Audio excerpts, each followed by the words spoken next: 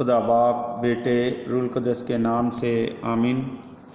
कलाम की संगत में reverend father doctor Stephen Sadiq की जानिब से आप सबको सलाम अर्ज़ है। मेरे अज़ीज़ों, आज जुमेरात का दिन है और साल के दौरान 14वां हफ्ता है। आज के दिन जिन दो हवालों पर हम ध्यान व ज्ञान करेंगे वो हैं होशिया 11 बाब पहली आयत से चौथी आयत और 8वीं आयत से 9वीं आयत। अंजील मुक़द्दस मत्ती रसूल के मुताबिक उसका 10 बाब और उसकी 7वीं आयत से 15वीं आयत। आए हम खुदावंद के ज़िंदा और पाक कलाम में से आज की पहली तिलावत सुनते हैं। होशिया 11 बाब उसकी पहली आयत से चौथी आयत और 8वीं से 9वीं आयत। जब इसराइल हनूज बच्चा ही था तो मैंने उससे मोहब्बत रखी और मैंने मिस्र से अपने बेटे को बुलाया। जिस कदर मैंने उन्हें बुलाया उसी कदर वो मेरे सामने से दूर होते गए। वो बालीम के लिए कुर्बानियाँ गुजरानते और तराशी हुई मूर्तियों के लिए बखूर जलाने लगे। तो भी मैंने इफ्राहीम को चलना सिखाया और गोद में उठाया, लेकिन उन्होंने ना माना कि मैं ही ने उन्हें सेहत दी। मैं उन्हें इंसानी रिश्तों और मोहब्बत की डोरियों से खींचता रहा।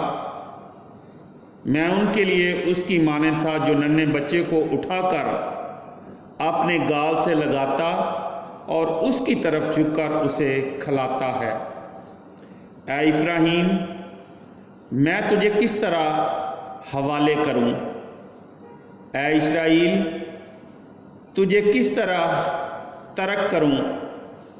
मैं क्यों कर तुझे उदमा की मानद करूं? क्यों कर सबोईम की मानद बनाऊं? मेरा दिल मुझ में पीछ खाता है, मेरी रहमत जोश मारती है। मैं अपने गज़ब की तुंदी को अमल में ना लाऊंगा। मैं दोबारा इफ्राहीम को हलाक ना करूंगा, क्योंकि मैं इंसान नहीं बल्कि खुदा हूँ। मैं तेरे दरमियान का कद्दूस हूँ, मैं नीस्तो नाबूद ना करूँगा। खुदा का कलाम पढ़ा और सुना जाना हम सब के लिए बाइस से बरकत हो। खुदावंद का शुक्र हो। खुदावंद आपके साथ हो। अंजील मुक़द्दस मत्ती रसूल के मुताबिक ऐ खुदावंद तेरी तमजीद हो। उसका 10 बाब 7वीं आयत से 15वीं आयत तक।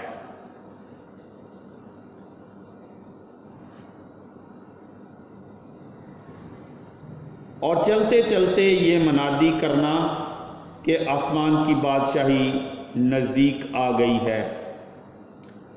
बीमारों को अच्छा करना, मुर्दों को जलाना, कोड़ियों को पाक साफ करना, बदरूहों को निकालना। मुफ्त तुमने पाया, मुफ्त ही तुम देना। ना सोना, ना चांदी, ना तांबा अपने कमरबंद में रखना, ना रस्ते के लिए थैली, ना 2 कुर्ते, ना जूते, ना लाठी लेना, क्योंकि मजदूर अपनी खुराक का हकदार है। और जिस शहर या गांव में दाखिल हो, दरियाफ्त करना कि वहाँ कौन लायक है, और जब तक वहाँ से ना निकलो वहीं रहना, और घर में दाखिल होते वक्त उसे सलाम कहना। अगर वो घर लायक हो तो तुम्हारा सलाम उसे पहुँचेगा, और अगर लायक नहीं तो तुम्हारा सलाम तुम्हारे पास वापस आ जाएगा। और जो कोई तुम्हें कबूल ना करे और तुम्हारी बातें ना सुने, तो उस घर या उस शहर से निकलते ही अपने पाँव की गर्द झाड़ दो।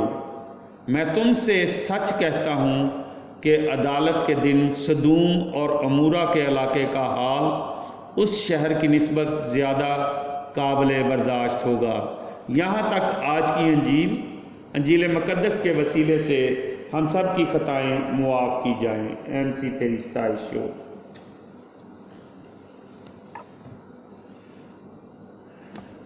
میرے عزیزو، خدا انسان سے بے حد محبت کرتا ہے، اس کے دکھ سکھ میں ہر وقت اس کے ساتھ ہوتا ہے، لیکن انسان کا رویہ ہمیشہ بدی کی طرف مائل رہتا ہے۔ انسان بے وفائی کرتا ہے۔ خدا نے اپنی محبت کا اظہار کرنے کے لیے اپنے بیٹے کی قربانی سے بھی دریغ نہیں کیا۔ اپنا اکلوتا بیٹا ہمارے گناہوں کی خاطر بخش دیا، لیکن انسان اپنے رویے سے باز نہیں آتا، لہٰذا ہمیں گناہ سے توبہ کرنی ہے اور پاکیزگی کو اپنانا ہے، تب ہی ہم خدا سے اپنی وفاداری کا اظہار کر سکتے ہیں۔ جس طرح آج کی پہلی تلاوت میں ہوشیہ میں سنا ہے ہم نے کہ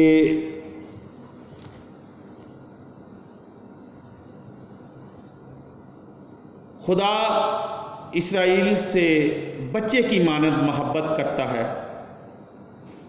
لیکن اسی محبت میں خدا نے ان کو مصر کی غلامی سے نکالا۔ جتنا خدا ان سے محبت کرتا ہے وہ اتنا خدا سے دور بھاگتے ہیں۔ وہ دیوی دیوتوں کی مورتیوں کی پوجا کرتے ہیں، ان کے سامنے بخور جلاتے ہیں، حالانکہ خدا نے ان کو چلنا سکھایا اور اپنی گود میں خدا ان کو اٹھاتا ہے، لیکن انہوں نے نہ مانا کہ میں ہی نے یعنی خدا نے انہیں صحت دی ہے۔ جب وہ خوشحال ہوتے تھے تو اس وقت وہ خدا کو بھول جاتے تھے، لیکن جب مصیبتوں میں ہوتے ہیں تو وہ پھر خدا کو یاد کرتے ہیں۔ خدا ان کو انسانی رشتوں اور محبت کی ڈوریوں سے کھینچتا رہا، اپنی طرف لے کر آتا ہے، لیکن وہ خدا سے بے وفائی کرتے ہیں۔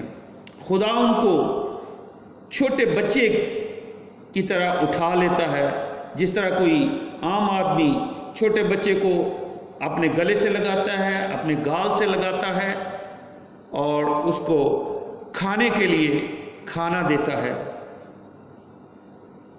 اسی طرح خدا نے بنی اسرائیل سے محبت رکھی، لیکن وہ وفادار نہیں رہتے۔ وہ دیوی دیوتوں بالیم کی پوجا کرتے ہیں۔ آج بھی بہت سارے لوگ خدا کے کلام کو چھوڑ کر خدا کی پرستش اور عبادت کرنے کی بجائے پیروں فقیروں کے پاس جاتے ہیں، خدا سے محبت کم کرتے ہیں اور پیروں فقیروں کے پاس بہت زیادہ جاتے ہیں اور اپنے آپ کو مسیحی بھی کہتے ہیں، اپنے آپ کو ایماندار ظاہر کرتے ہیں۔ خدا انسان کے دل اور گردوں کو جانتا ہے، لیکن خدا آپ کی اور میری کسی بھی مسیحی کی، کسی بھی انسان کی ہلاکت نہیں چاہتا۔ خدا نے اسی لیے انسان کو ہلاکت سے نکالنے کے لیے اپنا اکلوتا بیٹا بخش دیا ہے تاکہ ہم ہلاک نہ ہوں۔ آج کی انجیل مقدس کو بھی اگر ہم دیکھیں تو اس میں بھی خداوند یسوع مسیح اپنے شاگردوں کو منادی کرنے کے طریقے بتاتے ہیں۔ جس طرح خداوند یسوع مسیح اسرائیل کے گھرانے کی کھوئی ہوئی بھیڑوں کے پاس بھیجا گیا ہے، وہ اپنے شاگردوں کو گناہگاروں کے پاس بھیجتے ہیں۔ وہ انسان کو ہمیشہ پاس بلانا چاہتے ہیں، لہذا انسان کو چاہیے کہ وہ خدا کی محبت کا جواب دے۔ کیا ہم خدا کی محبت پر ایمان رکھتے ہوئے اس کی محبت کا جواب محبت سے دے سکتے ہیں؟ یہ ہمارے لیے سوال ہے، کیونکہ خدا نے ہم سے بہت زیادہ محبت کی ہے، اور اسی محبت میں اس نے اپنا اکلوتا بیٹا بخش دیا ہے تاکہ ہم ہلاک نہ ہوں بلکہ کیا کریں؟ ہمیشہ کی زندگی حاصل کریں۔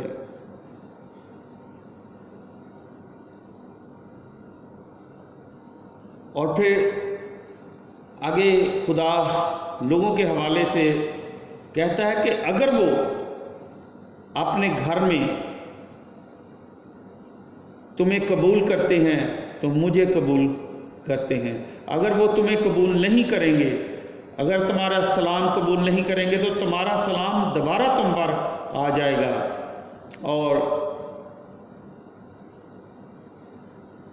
اگر وہ تمہیں قبول نہ کریں تو ان کے گھر سے نکلتے ہوئے یا اس شہر سے نکلتے ہوئے اپنے پاؤں کی گرد جھاڑ دو۔